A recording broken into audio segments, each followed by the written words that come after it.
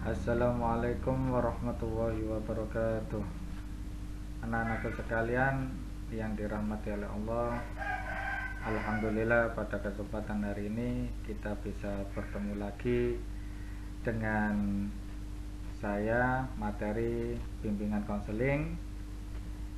Mudah-mudahan kita semuanya, baik kalian, saya, dan terutama bagi keluarga kita semuanya, selalu diberi kesehatan oleh Allah dan dijauhkan dari segala musibah dan bahaya. Anak-anakku sekalian yang dirahmati oleh Allah, kita akan pada hari ini melanjutkan materi kita tentang minggu kemarin yang sebagian kecil sudah kita sampaikan, yakni berkenaan dengan peduli lingkungan terhadap kita.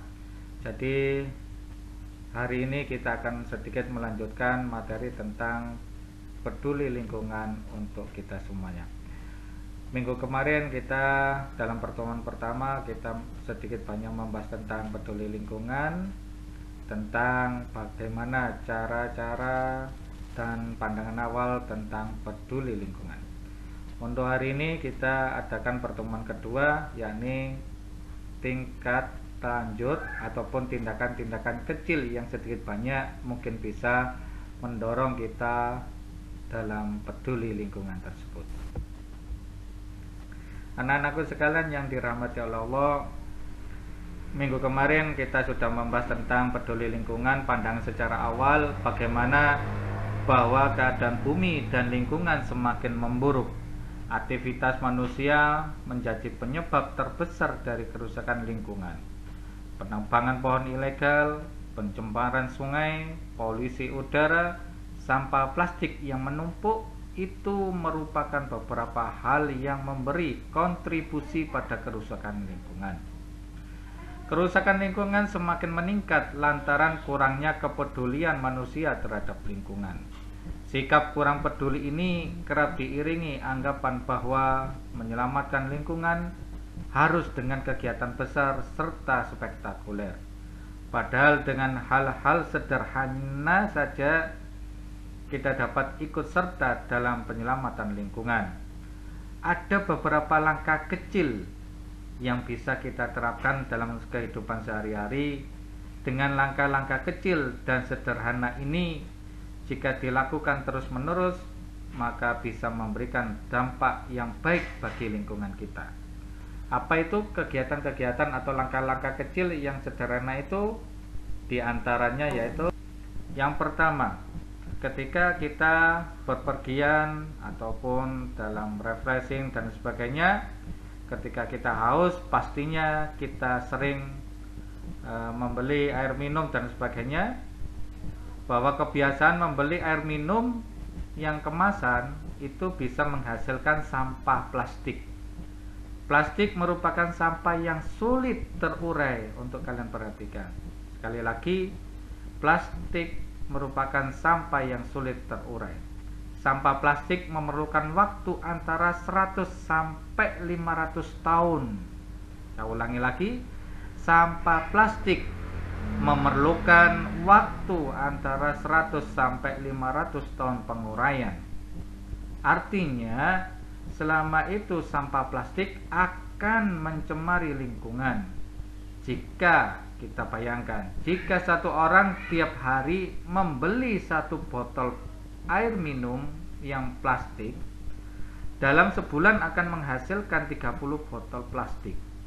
Dan jika hal itu dilakukan oleh 100 orang tiap harinya, maka coba kita bayangkan betapa banyaknya sampah plastik di lingkungan kita atau di daerah sekitar kita. Untuk itu, membawa botol air minum sendiri menjadi langkah bijak dalam mengatasi sampah plastik tersebut. Selain peduli lingkungan, tentunya lebih hemat jika pengeluaran untuk satu air minuman pun kemasan kurang lebih Rp3.000 tiap hari, dalam sebulan bisa menghemat pengeluaran air minum sebesar Rp90.000.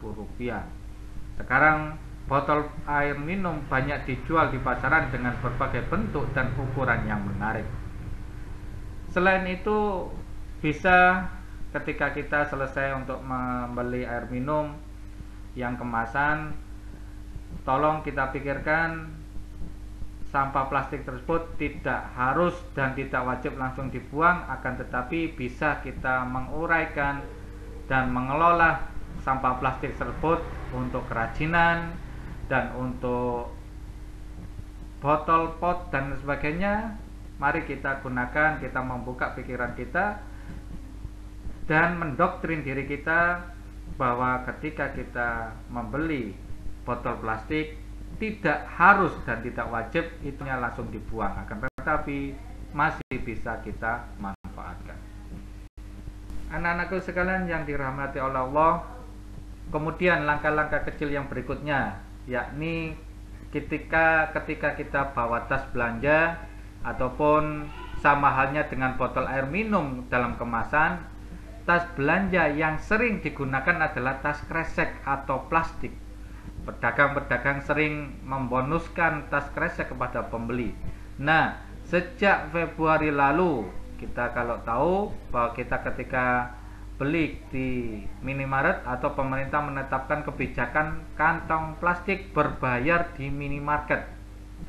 Minimarket itu diantaranya misalnya bisa Alfa, Indomaret dan sebagainya.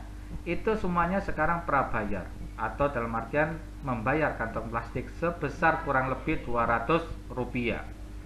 Hal itu dimaksudkan agar masyarakat bisa mengurangi penggunaan kantong plastik dengan gerakan diet tas kresek. Diharapkan menjadi budaya di masyarakat tentang pengurangan kantong plastik tersebut. Sudah sebaliknya kita membawa tas belanja sendiri atau menyelipkan barang belanja berukuran kecil ke dalam tas kita. Itulah anak-anakku sekalian yang dirahmati oleh Allah, hal-hal yang kecil yang sedikit banyak mungkin bisa kita manfaatkan. Mungkin kalau kita pandang hal tersebut adalah barang sepele, namun kalau kita bisa memanfaatkan atau berpikir secara logika, maka langkah-langkah kecil tersebut yakni membeli air minum dengan membawa air botol minum sendiri ataupun membawa tas belanja sendiri dan sebagainya, hal sekecil pun itu kita merupakan turut andil dan berkontribusi untuk peduli lingkungan tersebut. Anak-anakku sekalian yang dirahmati Allah, demikianlah sedikit banyak tambahan materi pertemuan kedua yang perlu saya sampaikan.